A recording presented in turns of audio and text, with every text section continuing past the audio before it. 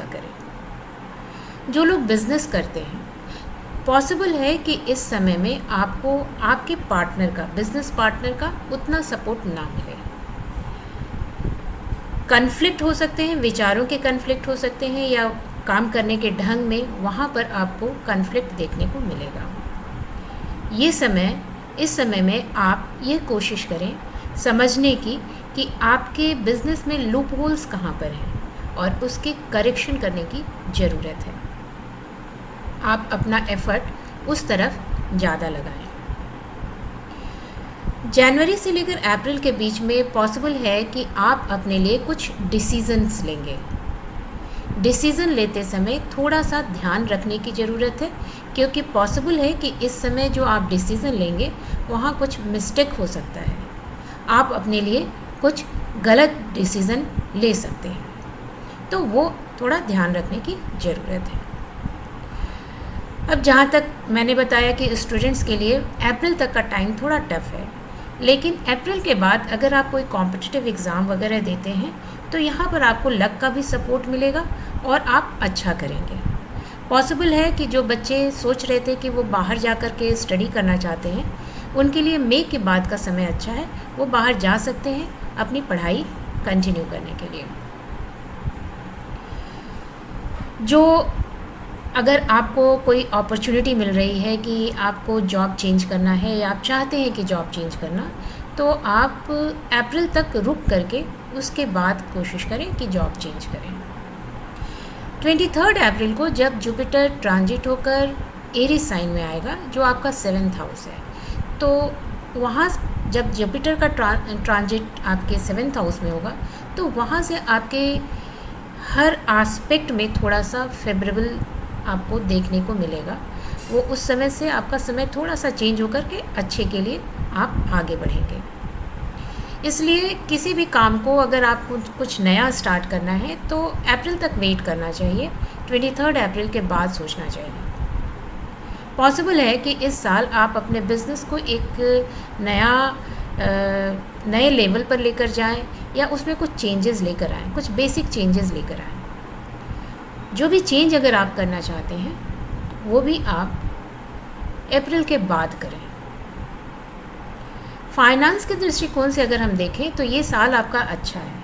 Of course बहुत सारे आपको ऑब्स्टेकल्स दिखेंगे ग्रोथ में, फिर भी फाइनेंस के दृष्टिकोण से अच्छा है। स्पेशली उन लोगों के लिए अच्छा है जो शेयर में डील करते हैं।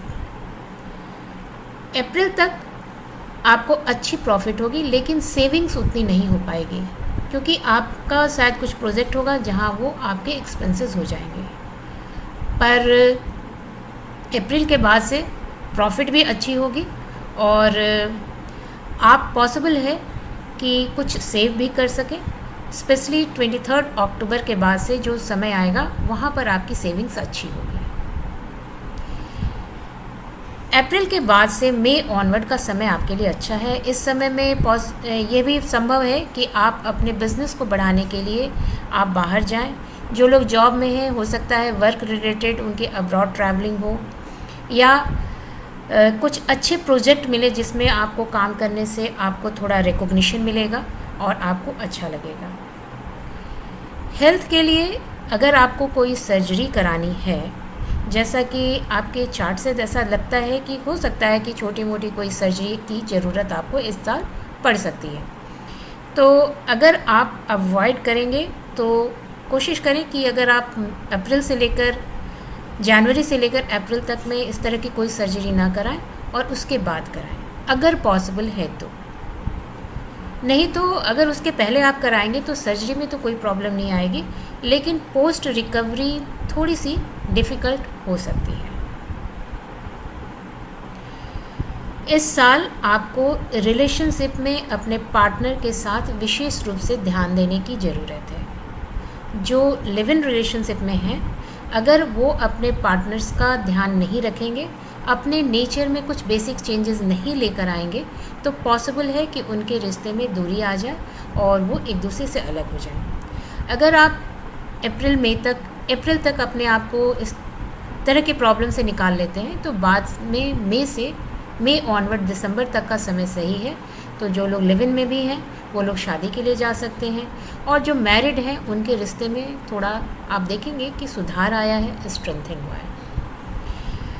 जो प्रॉब्लम है वो एक्चुअली ऐसा नहीं कि कोई विशेष प्रॉब्लम है, बेसिकली ओपिनियन का डिफरेंस है, कन्फ्लिक्ट है, जो आराम से बैठकर सुधारा जा सकता है या संभाला जा सकता है। तो इतने सालों से जो आपने रिश्ता बनाया है उसको संभाल कर आगे ले चलें तो बेहतर होगा। इस साल में चांसेस बनते हैं कि आपको कुछ एंसेस्टर प्रॉपर्टी मिलेगी, और अपने बड़ों का, अपने घर में जो आपके बड़े हैं उनके साथ आपके जो डिफरेंसेस थे, मन से जो डिफरेंसेस थे, उसमें भी थोड़ी सी चेंजेस देखने को मिल सकती हैं। ओवरऑल इस साल जिस फील्ड में आपको काम करना चाहिए वो है कि आप सेल्फ कंट्रोल पर ध्यान दें। जब आप किसी से बात करते हैं तो उस समय अपने ईगो को साइड में रखकर बात करें। और तीसरी चीज़ यह है कि आप अपने पार्टनर को, या आप अगर बिज़नेस कर रहे हैं तो अपने साथ वालों को अच्छी तरह से समझकर तब आगे बढ़ें।